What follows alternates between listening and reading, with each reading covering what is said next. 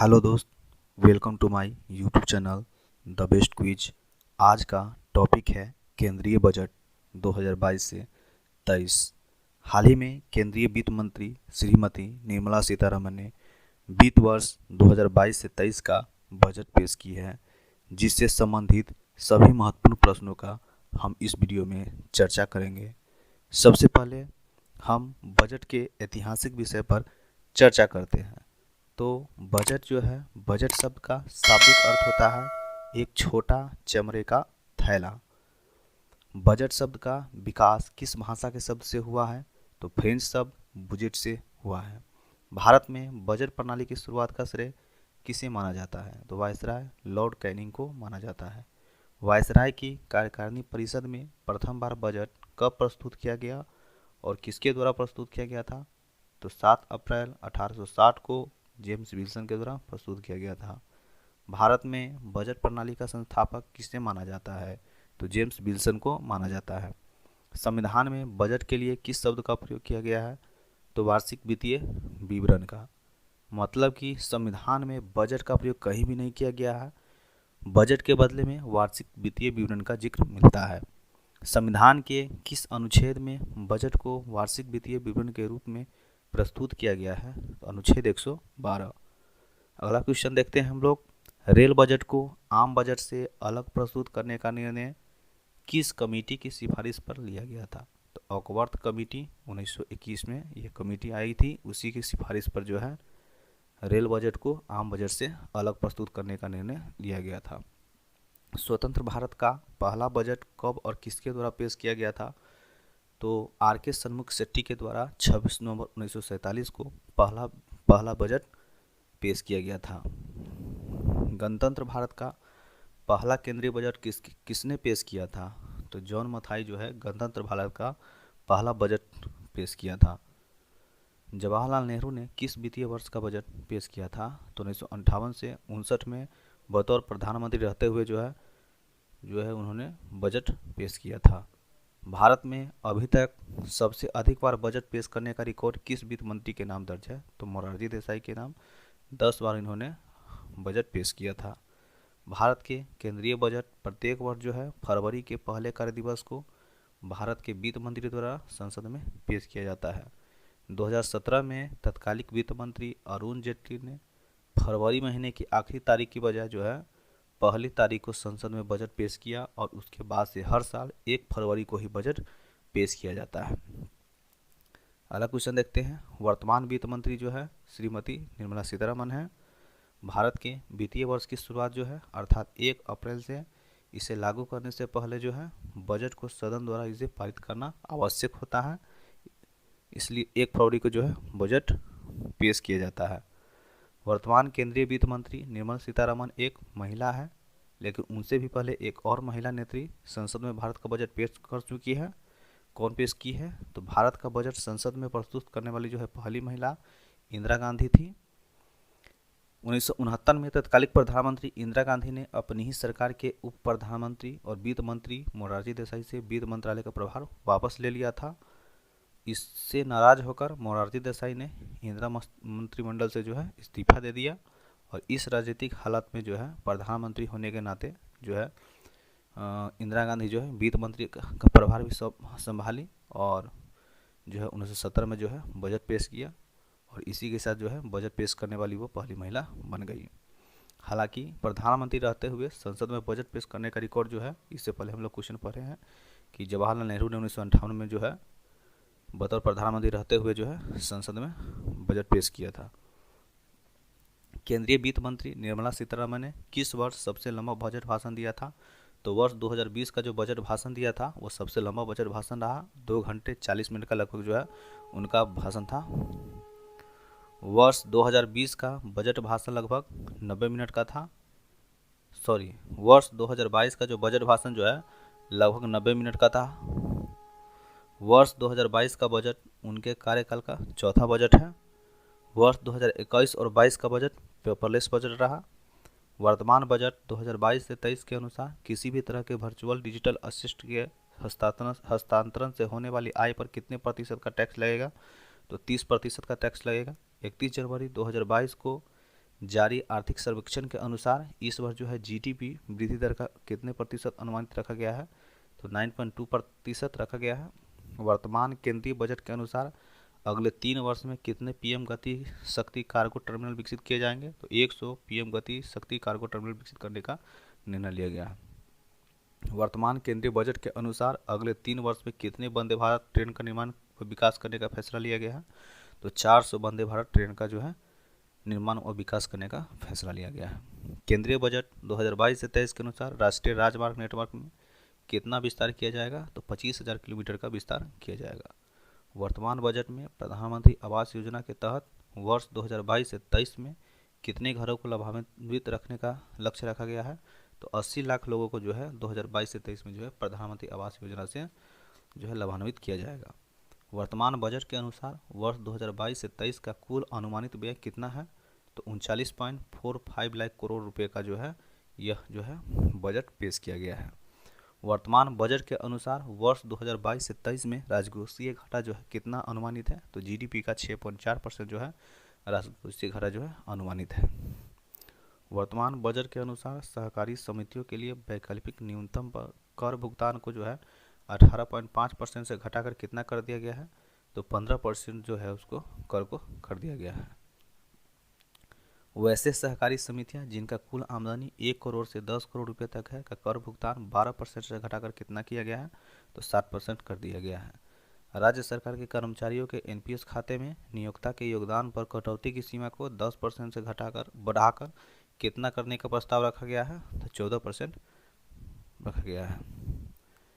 अब हम लोग देखते हैं केंद्रीय बजट जो है के बारे में जो है उसके बारे में हम लोग डिटेल से चर्चा करेंगे। तो केंद्रीय बजट में जो है सूक्ष्म आर्थिक स्तर पर सभी समेकित कल्याण पर ध्यान देने के साथ बृहद आर्थिक स्तर वृद्धि पर जोर देने की कल्पना की गई है।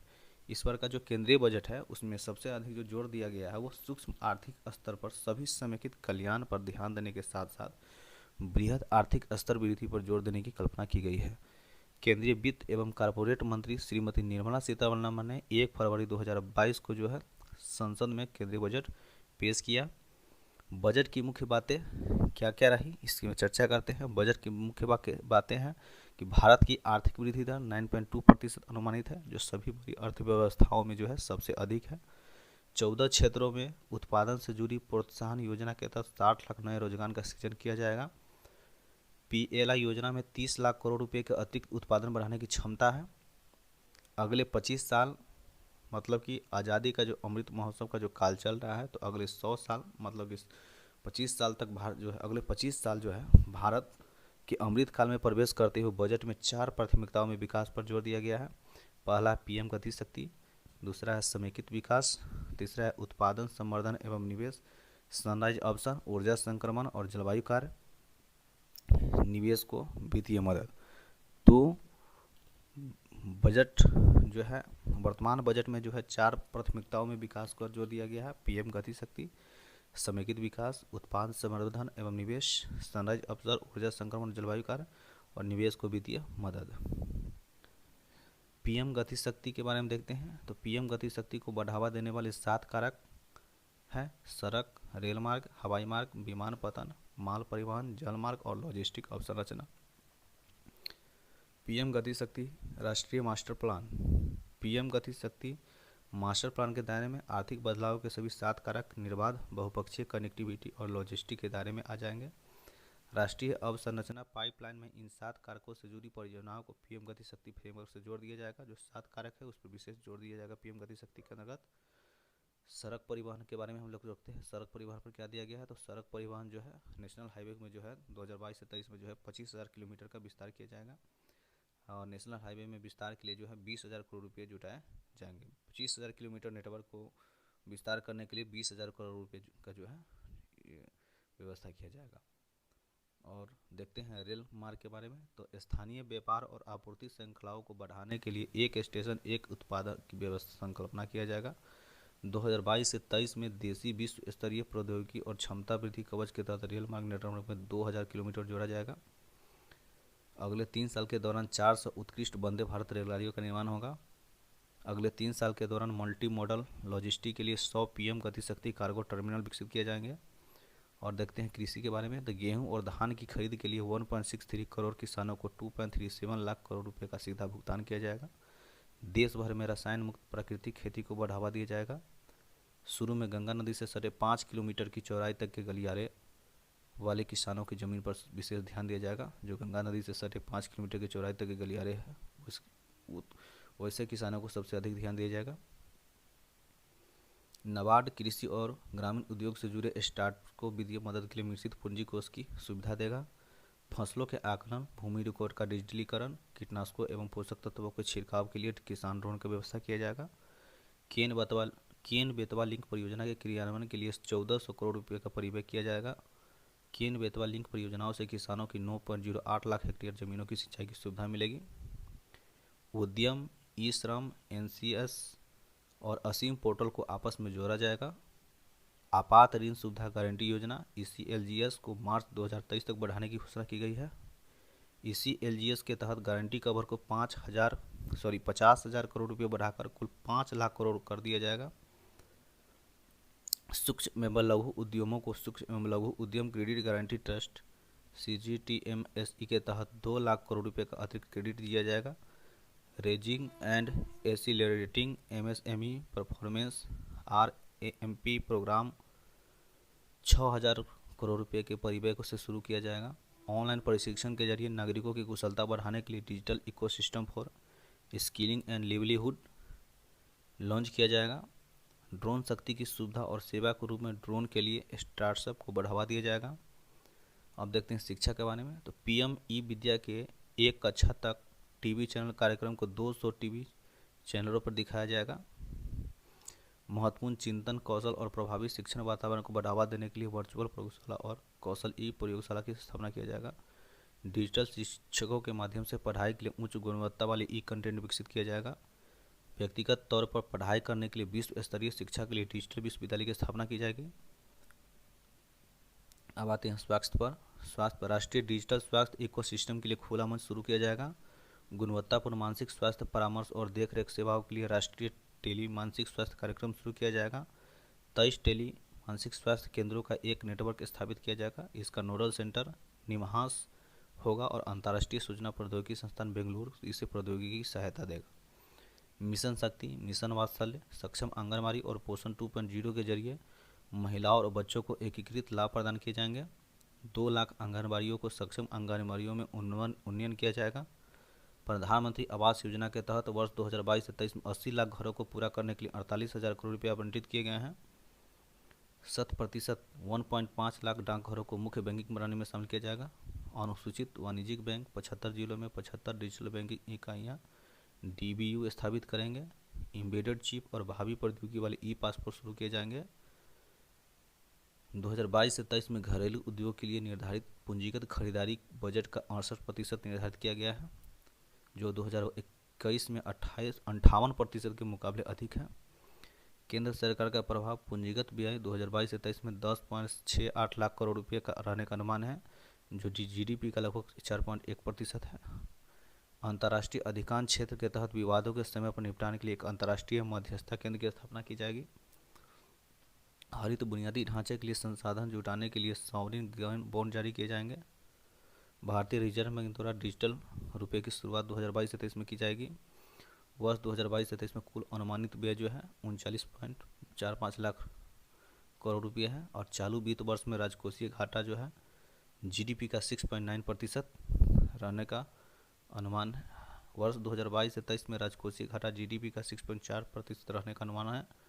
सहकारी समितियों के लिए वैकल्पिक न्यूनतम कर भुगतान को 18.5% से घटाकर 15% किया गया है। उन सहकारी समितियों के लिए अधिभार की मौजूदा दर को 12% से घटाकर 7% किया गया है, जिनकी कुल आमदनी 1 करोड़ रुपये से अधिक और 10 करोड़ रुपये तक है। राज्य सरकार के कर्मचारियों को NPS खाते में नियोक्ता के योगदान पर कटौती की सीमा को 10% से बढ़ाकर 14% करने का प्रस्ताव रखा गया है।